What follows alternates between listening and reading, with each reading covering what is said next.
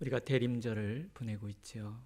주님의 재림을 준비하는 종말 공동체로서의 그 삶을 특별히 더 깊이 의미하며 살아가는 그런 시간들입니다. 종말을 대하는 사람들의 태도는 초대교회 당시나 요즘 현재를 살아가는 우리나 별반 다를 것이 없어 보입니다. 부정적인 종말론 크게 세 가지로 나눌 수가 있는데, 하나는 허무주의입니다. 데살로니가 교회 성도들이 그리했죠. 주의 날이 이르렀다고 마음이 흔들려서 아무 일도 하지 않는 사람들이 생기기 시작했습니다. 이제 다 세상 끝날 건데 해서 뭐하나, 이런 마음이죠. 이런 종말론적 허무주의에 빠져니 종말론은 하나님이 원하시는 종말론은 아닙니다. 그래서 바울 사도는 누구든지 일하기 싫어하거든 먹지도 말게 하라, 그렇게 경고하고 있습니다. 두 번째 부정적인 종말론은 두려움입니다. 그 두려움에 대해서 누가는 복음서에서 그때 사람들이 인자가 구름을 타고 능력과 큰 영광으로 오는 것을 보리라, 이런 일이 시작되거든 일어나 머리를 들라, 너희 속량이 가까웠느니라, 이렇게 권면을 하지요. 종말은 두려움으로 회피할 것이 아니라 우리가 도리어 기쁨으로 기다릴 대상이다, 그런 뜻입니다. 세 번째, 가장 나쁜 것인데요, 이것은 종말을 부정하는 것입니다. 말세에 조롱하는 자들이 와서 자기의 정욕을 따라 행하며 조롱하여 이르되 주께서 강림하신다는 약속이 어디 있느냐, 조상들이 잔 후로부터 만물이 처음 창조될 때와 같이 그냥 있다. 정말 무용론이지요. 이들은 종말을 조롱합니다. 종말론적 신앙을 가지고 있는 우리의 삶을 조롱하고 부정하죠. 이것은 없기 때문이 아니라 불어 그들이 잊으려고 하는 그런 마음입니다. 또 누가복음에는 방탕함과 술 취함과 생활의 염려로 마음이 둔하여졌다, 이런 얘기도 하시죠. 앞에 정말 부정적인 종말론을 불어 있는 것이다, 이렇게 얘기를 한다 그러면 후에 이것은 잊어버리는 거죠. 살기 바빠서 잊어버리고 사는 거예요. 어쩌면 오늘 우리 모두는 살기 바빠서 잊어버리고 사는 사람들인지 모릅니다. 그래서 어떤 신학자는 우리가 종말을 향해 가는 것이 아니라 종말이 우리에게로 다가오고 있다, 이렇게 표현하는 사람도 있어요. 그만큼 오늘 현재를 살아가는 우리의 삶은 늘 나의 행동, 나의 말, 나의 삶에 대해서 책임 있는 삶을 살아야 된다라는 거예요. 그래서 사도는 이 모든 것을 경계하면서 주님 오실 날을 준비하는 우리의 세 가지 자세를 우리에게 들려주고 있습니다.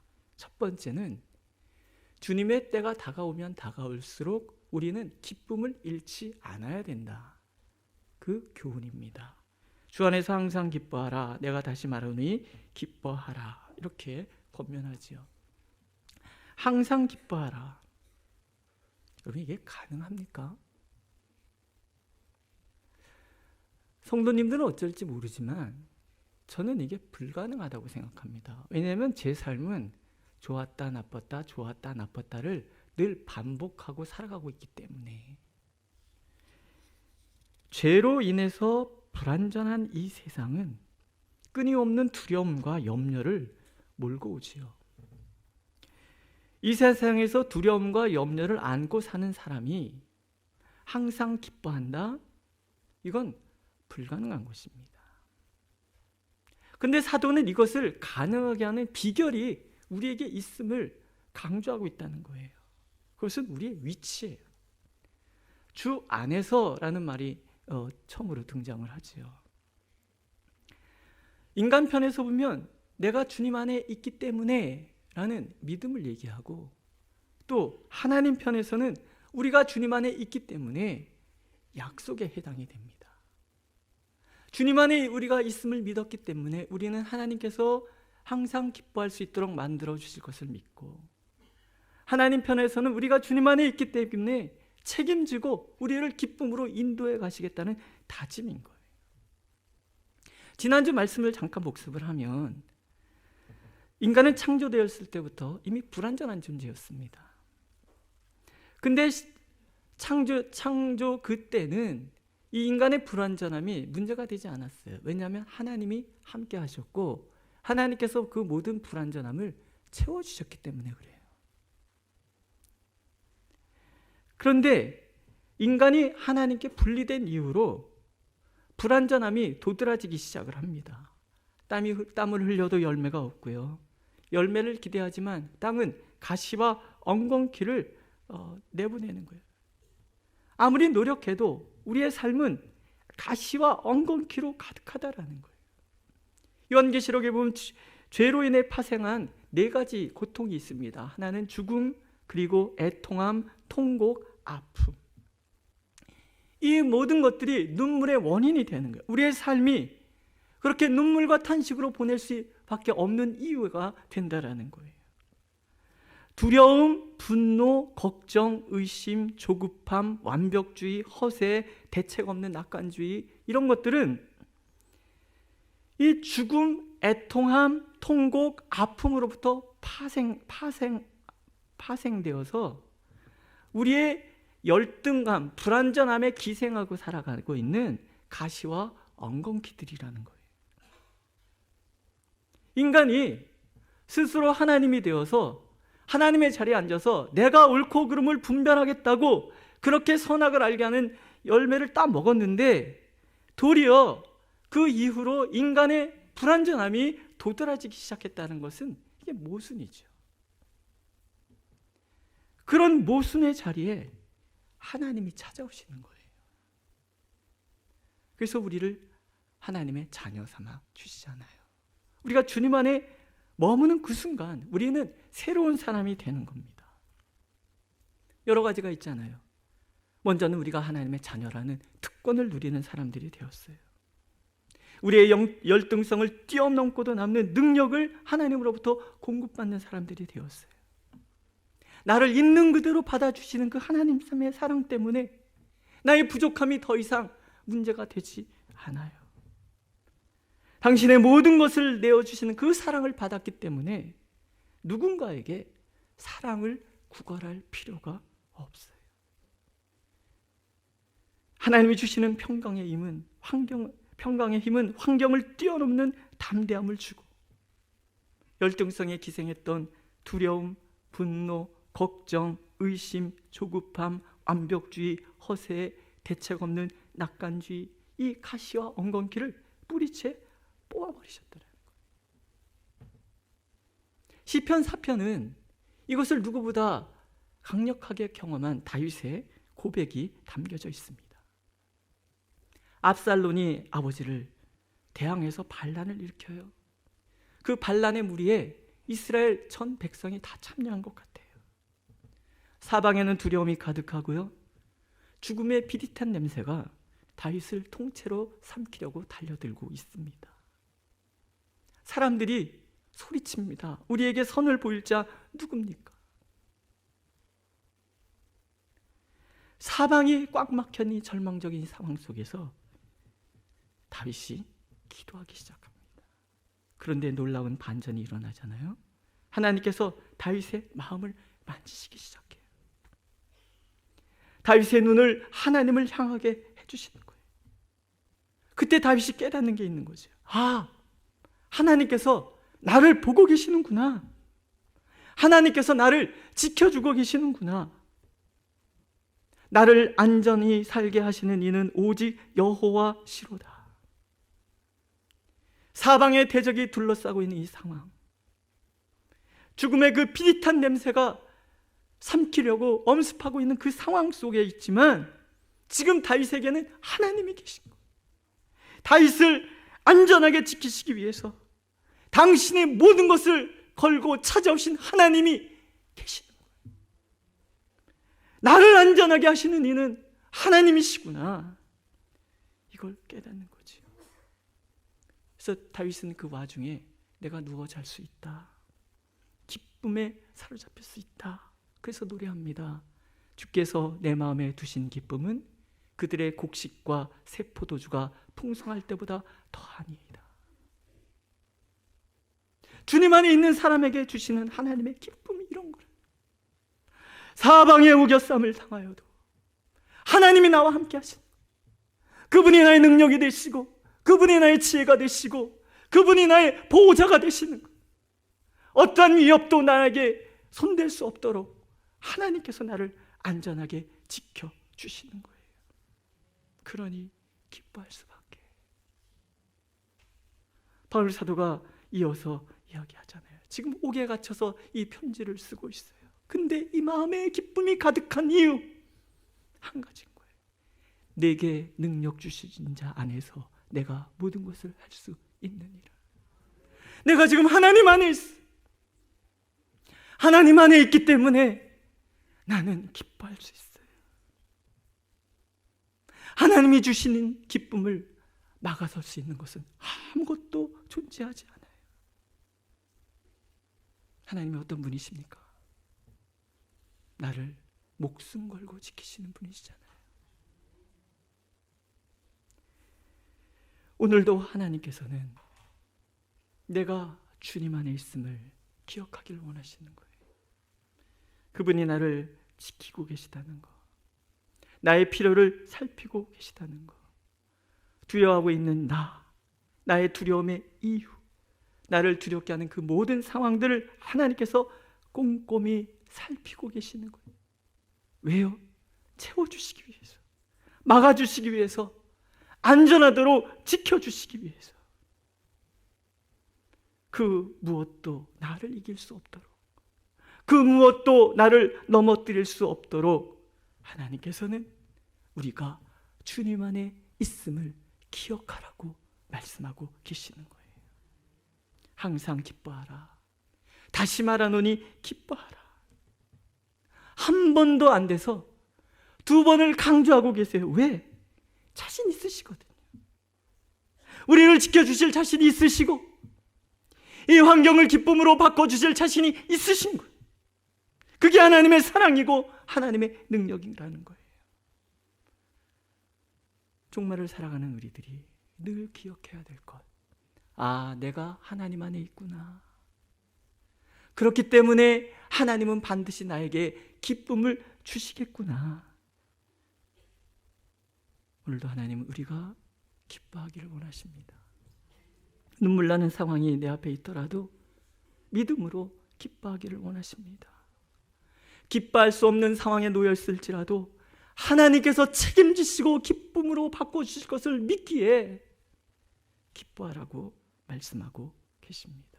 그렇게 주님 안에 있는 나에게 그 눈물을 기쁨으로 바꿔주시는 하나님이 나의 하나님임을 오늘 우리가 굳게 믿기를 원하고 계십니다. 두 번째는 관용이에요. 너희 관용을 모든 사람에게 알게 하라. 사도는 이렇게 권하고 있지요. 여기서 관용이라는 말은요, 따뜻한 마음을 얘기해요.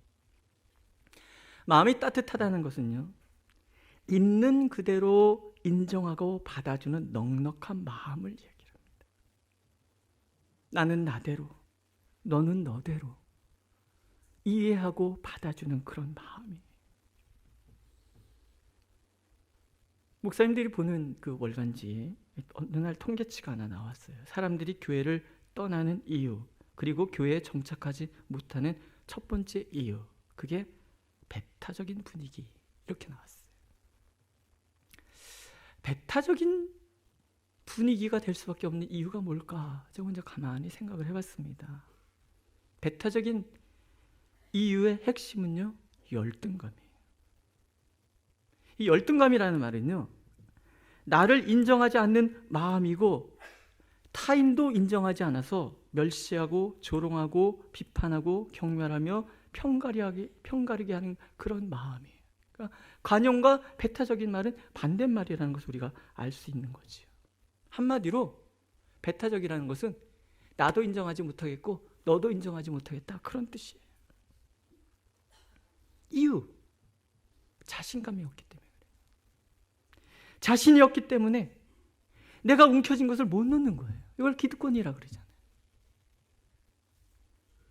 나야 되는데 이걸 놓으면 내 존재가 사라질 것이라고 생각해요.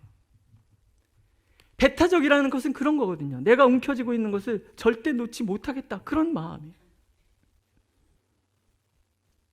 열등감으로 무장한 이 세상은요, 그래서 끊임없이 비교하고 또 비교당하며 살잖아요.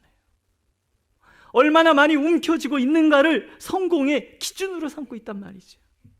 그런 세상에 우리가 살다 보니까 우리도 거룩함을 잃어버렸어요. 그래서 똑같이 비교하고 끊임없이 비교당하며 그러고 살아간다는 거예요. 이 모든 것이 다 열등감의 원인이라는 거예요. 자책, 비판, 비하, 멸시, 조롱, 이것을 나에게도 퍼붓고 너에게도 퍼부으며 산다는 거예요. 열등감을 갈등의 주요 원인이라고 이야기하고 있는 아들러라는 심리학자는 이런 이야기를 합니다. 자신이 무능력하다고 자책하는 한 행복은 찾아오지 않습니다. 지금의 자신을 인정할 용기를 가진 사람만이 진정 강한 인간으로 거듭날 수 있습니다. 여러분이 바라보고 있는 나 자신 만족하십니까? 어떤 분은 만족할 수 있고 어떤 분은 만족 못할 수도 있어요. 근데 자신감이라는 것은 뭐예요? 그냥 이 모습 이대로를 받아들이고 인정하는 거예요. 노래 잘 못한다? 난 노래 잘 못해. 받아들이는 거예요. 저에게 자꾸 강단이 있으셨으면 좋겠습니다. 강단이 있으셨으면 좋겠습니다. 얘기를 많이 하시거든요. 제가 자주 말씀드리지만, 근데 없는 강단 어디서 찾아냅니까? 그냥 쿨하게 나 강단 없어. 제가 말씀드리잖아요. 이제 여러분들의 대화 방식을 제가 지금 이제 알아가는 것 같아요. 일단 냅다 소리부터 지르는 거. 그래서 강단 없는 저는 가만히 있기로 했습니다. 없는 걸 어디서 찾아냅니까? 없는 걸 없다고 쿨하게 인정하는 것, 이게 자신감이라는 거예요. 왜? 우리에겐 하나님이 계시잖아요. 이 관용이라는 마음은요, 따뜻한 마음, 나를 있는 그대로 받아들이는 그 마음은 다른 게 아닌 거예요. 자신감.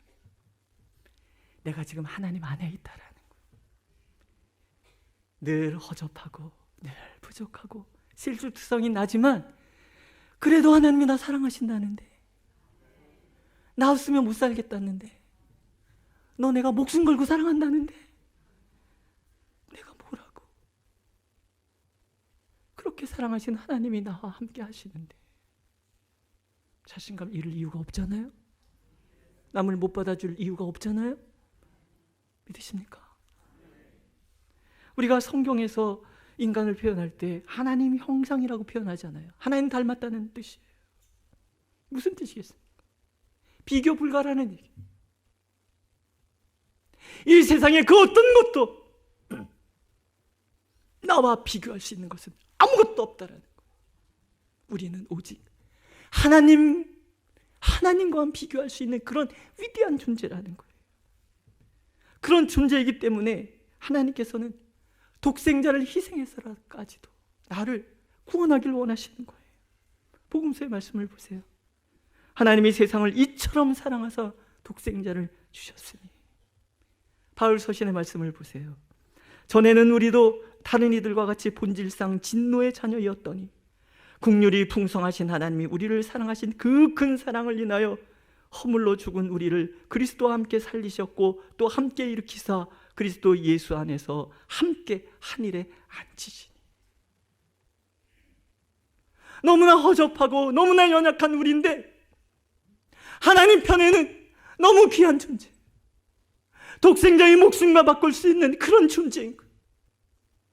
그래서 예수 그리스도 안에서 우리를 하나님과 대등한 그 자리, 하늘 보좌 우편에 우리를 예수 그리스도 안에 앉혀버리셨다는 거예요. 비교 불가. 그만큼 나는 너무나 귀하고 소중한 존재라는 그런 뜻이에요. 나 자신은 결코 누군가에게 비교당할 존재가 아니라는 거. 그 누군가에게 나를 인정해달라고 구걸할 필요가 전혀 없는 사람이 되었다는 거. 이게 복음이라는 거예요. 관용은요, 이 복음을 소유한 사람에게서 나오는 거예요. 이 복음의 능력을 경험하고 소유하였기 때문에 나를 사랑할 수 있고 너를 사랑할 수 있고 우리를 사랑할 수 있는 사람이 되는 거예요. 그 외에는 그 따뜻함에 다 녹아버리는 그런 곳이라는 거죠. 그렇다면 우리는 주님 안에서 좀 더 나를 사랑할 필요가 있어요. 있는 그대로 나를 받아줄 필요가 있어요. 괜찮아. 얼마나 힘들었니? 그래도 넌 잘 버티고 있는 거야. 비교하지 마. 너는 너대로 최고야. 따라해 보실래요? 괜찮아. 얼마나 힘들었니? 그래도 넌 잘 버티고 있는 거야. 비교하지 마. 너는 너대로 최고야. 자, 옆에 분을 보시면서, 자, 지그시 바라보시고, 시작. 괜찮아. 얼마나 힘들었니? 그래도 넌 잘 버티고 있는 거야. 비교하지 마. 넌 너대로 최고야. 넌 너대로 최고야. 믿으십니까? 이게 관용이에요. 나를 향하여 이렇게 말할 수 있는 사람은요, 너를 향하여 이렇게 말할 수 있는 사람이 되는 거예요. 하나님께서는 나를 사랑하는 이 따뜻한 마음이 곧 타인을 향한 따뜻한 마음을 품는 출발임을 우리가 알기를 원하십니다. 그것이 재림의 공동체라는 거예요. 만물의 마지막이 가까웠으니 그러므로 너희는 뜨겁게 서로 사랑할지니 사랑은 허다한 죄를 덮느니라. 이 말씀의 법이 이루어지는 우리 공동체가 되길 하나님 원하고 계십니다. 마지막은요, 평강이에요. 우리는 스스로 이런 질문을 하잖아요. 난 잘할 수 있을까? 일은 잘 될까? 실패하진 않을까? 사람들은 나를 무엇이라고 할까? 죽지 않을까? 망하지 않을까? 이런 것들을 한마디로 염려라고 얘기를 해요. 이 염려는 너무나 위력이 강해서 우리를 두려움에 확 밀어버리고요, 결국 우리의 삶을 망가뜨린단 말이죠. 아침에 눈을 뜰 때 염려가 확 밀려오면, 새벽에 자다가 염려가 확 밀려오면 잠 못 이루는 밤이 얼마나 많습니까?